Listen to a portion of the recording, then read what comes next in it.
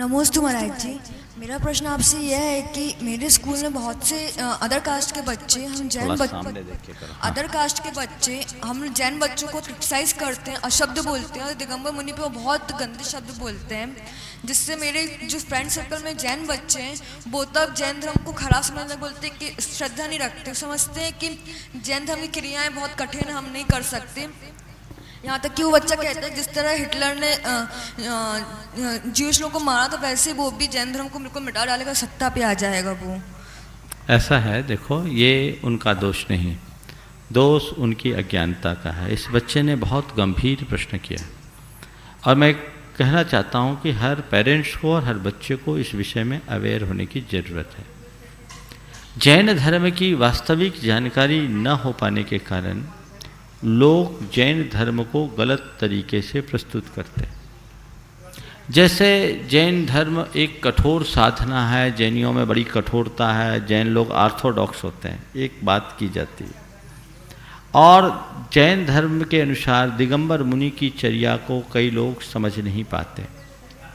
इसके लिए सबसे पहली ज़रूरत तो है कि हम अपने जैन बच्चों को इस बात को ठीक ढंग से समझाएं कि दरअसल जैन धर्म है क्या, और जैन मुनि यदि दिगंबर हैं तो उनके दिगंबर होने का आशय क्या है, वो लज्जा की बात है या गौरव की बात, इसे समझाएं। सबसे पहले जैन धर्म के विषय में आपको बहुत अच्छे से जानने की ज़रूरत है। आपसे जब कभी जैन धर्म की बात आए तो उनको कहें कि जैन धर्म एक कठोर धर्म नहीं, जैन धर्म एक ऐसा वैज्ञानिक धर्म है जो हमें संतुलित जीवन जीने की जीवन शैली बताता है। एक ऐसा धर्म जो जियो और जीने दो का मार्ग बताता है, जो हमको सेल्फिश होने से बचाता है, जो हमें एग्रेसिव होने से बचाता है, जो हमें शांत, संयत और संतुलित जीवन जीने की प्रेरणा देता है। हम उन्हें बताएं कि एक जैन जितना अच्छा जीवन जी सकता है उतना अच्छा जीवन कोई नहीं जी सकता। ये सीख हम अपने बच्चों को दें। जॉर्ज बर्नार्ड शॉ, जो आयरलैंड का एक बहुत बड़ा दार्शनिक विद्वान, उसको जब जैन ग्रंथ दिए गए, पूरा शाकाहारी तो था ही, रात्रि भोजन का त्याग कर दिया। और तुषार गांधी, जो गांधी जी के पौत्र थे, उनने उनसे कोई इंटरव्यू लिया था और उस इंटरव्यू में उन्होंने जो एक बात कही वो प्रत्येक जैनी के लिए बहुत गर्व की बात है। बर्नार्ड शॉ ने कहा कि if there is rebirth, I wish to born in Jain family. George Bernard Shaw Jain धर्म से इतने प्रभावित थे, तो आप जैन धर्म की बातें बताएं। जैन धर्म है क्या? किसी को मारो मत, कहीं झूठ मत बोलो, किसी की चोरी मत करो और खोटा आचरण मत करो, संतोष से जियो। इससे अच्छा जीने का तरीका और किसमें होगा? इसी सिद्धांत के कारण तो जैन लोग आज समाज में आदर पाते हैं और बड़े बड़े संगीन अपराधों में जैनों का स्थान नहीं हो। अभी मैं कलकत्ता में थे तो वहाँ डॉक्टर अनिकांत जैन पर्यूषण में प्रवचन के लिए आए। उन्होंने कहा कि महाराज मैं एक कार्यक्रम में आया था और उस कार्यक्रम में भारत के प्रधान न्यायाधीश भी शामिल हुए और उन्होंने अपने वक्तव्य में कहा कि विभिन्न तबके के लोग आतंकवादी बने, पर बड़े गर्व के साथ उस भारत के प्रधान न्यायाधीश ने कहा कि जैन कभी आतंकवादी नहीं बन सकता, क्योंकि जैन जियो और जीने दो का सिद्धांत बताता है। तो ये कमजोरी आपकी है, आप अपने बच्चों को जैनत्व का बोध नहीं कराते हैं। पहली बात तो बच्चों को जैनत्व का बोध कराएं, पर कब कराएं? आपको खुद को बोध हो तब तो। आप तो बच्चा होश नहीं संभालता, कॉन्वेंट में भेज देते हो और दिन भर उसको बिजी रखते हो ताकि आप इजी बने रहो। ये क्या तरीका है?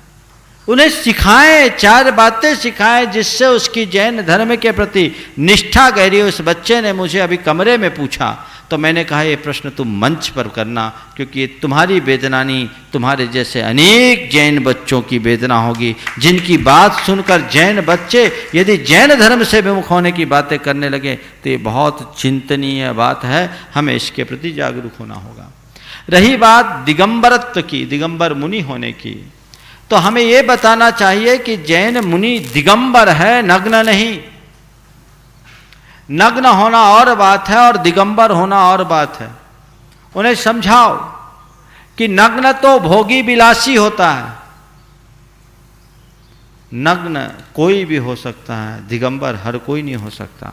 दिगंबर होने का मतलब, मैं एक जगह था, बिहार का रहा था, बंगाल में जा रहा था, बांग्लादेश की सीमा से गुजर रहा था।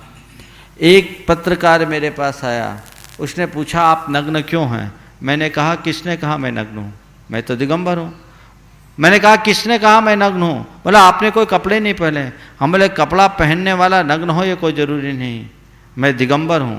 बोले नग्न और दिगंबर में क्या अंतर है? बोले बहुत अंतर है। बोले क्या? आपने धागों के कपड़े पहन लिए और मैंने आकाश को अपना, दिशाओं को अपना वस्त्र बना लिया। हम में और आप में अंतर क्या? दिगंबर जो दिशाओं को अपना वस्त्र बनाए, नग्न व्यक्ति कभी निर्विकार नहीं होता और दिगंबर के मन में कभी विकार नहीं आते। ये दोनों में अंतर। उन्हें समझाएं कि नग्न होना अलग बात है, दिगंबर होना अलग बात है, दोनों में बहुत अंतर है। ये दोनों में बहुत अंतर है। चारित्र चक्रवर्ती आचार्य शांति सागर जी महाराज जब दक्षिण भारत से उत्तर भारत की ओर आ रहे थे तो उनसे लोगों ने कहा महाराज उत्तर भारत के लोग बड़े कुटिल हैं, आपको तकलीफ होगी, आप कोई मंत्र सिद्ध करके जाएं।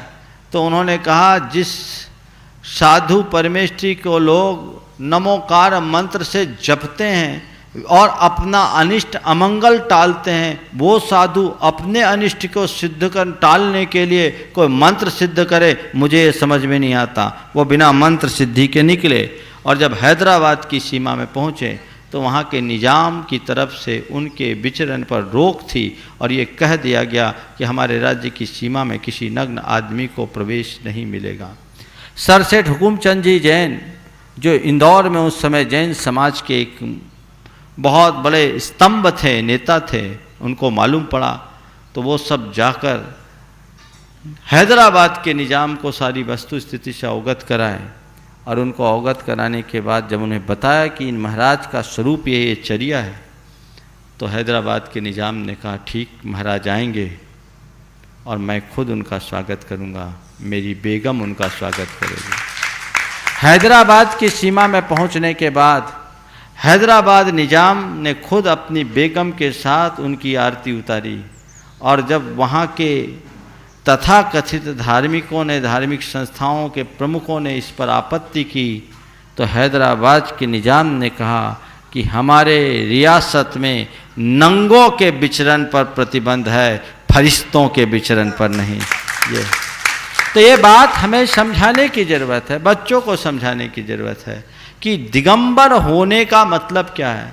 एक बार मुझसे किसी ने कहा महाराज आप नग्न क्यों हैं?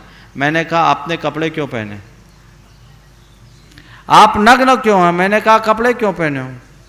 मैं आपसे सवाल करता हूँ आप कपड़े क्यों पहने हो? क्यों?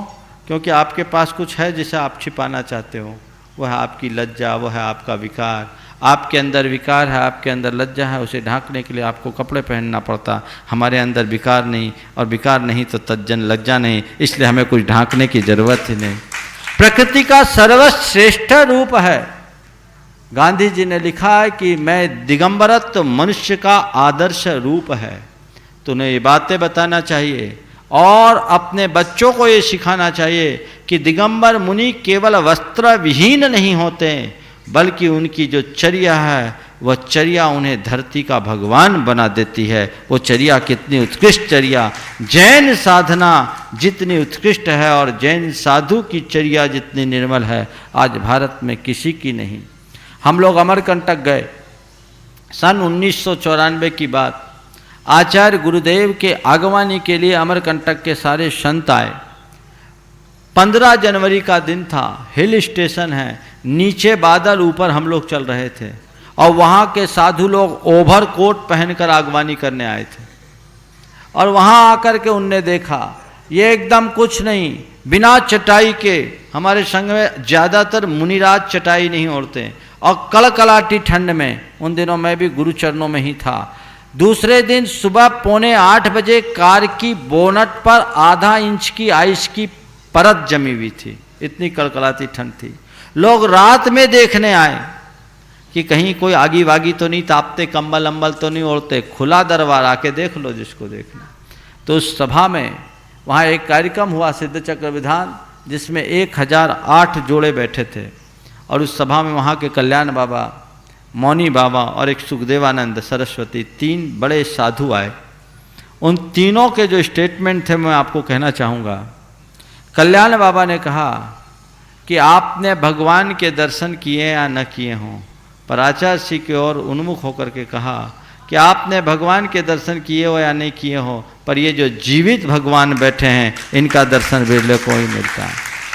उनने आगे जोड़ा कि त्याग और तपस्या की जो मूरत दिखाई पड़ती है वह केवल दिगंबर संतों में ही दिखाई पड़ती है। सुखदेवानंद सरस्वती ने कहा कि आज अगर साधना का असली रूप दिखता है तो केवल दिगंबर संतों में ही दिखता है। और मौनी बाबा जो वहाँ के एक प्रतिष्ठित बाबा थे, उनने कहा संसार में कई सागर हैं, सब खारे पर विद्या सागर बहुत मीठा है। यह अभिव्यक्ति हम जनाए दिगंबर साधु का रूप क्या है। आज हमारे बच्चों के मन में छवि क्या है, महाराज के पास जाओ, मुनि महाराज के पास जाओ, वो कोई तुमको जबरदस्ती नियम दे देंगे, संयम दे देंगे। अरे मुनि महाराज हैं क्या ये तो बताओ। 24 घंटे में एक बार भोजन पानी करना कोई सामान्य बात है? आज के युग में आश्चर्य की बात है। सन 1984 में मड़िया जी में चातुर्मास था। इंदिरा गांधी हत्याकांड के कारण पूरे के पूरे जबलपुर में उबाल था और सेना के हवाले कर दिया गया था। और वहाँ नगा रेजिमेंट के लोग थे, मड़िया जी तक उसकी सीमा थी। और वहाँ के पूरे लेफ्टिनेंट जनरल से लेकर सेना के जितने भी अधिकारी थे संघ के दर्शन करने आते थे। और जब उनको मालूम पड़ा कि ये 24 घंटे में एक ही बार भोजन और पानी लेते हैं तो उनके मुख से पहला प्रश्न आश्चर्यपूर्वक निकला कि यदि 24 घंटे में एक बार भोजन पानी लेते हैं तो जिंदा कैसे हैं?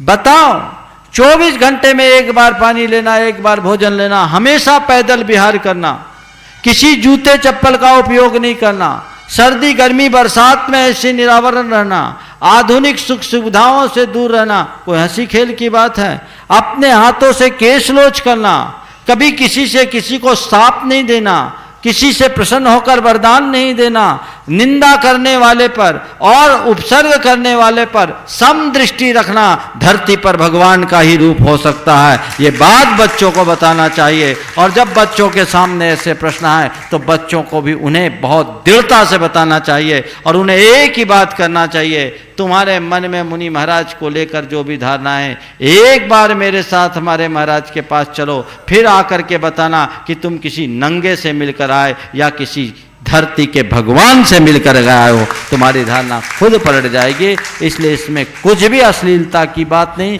कुछ भी असंगत बात नहीं, केवल ये अज्ञानता की बात है और उस अज्ञानता का निवारण होना चाहिए।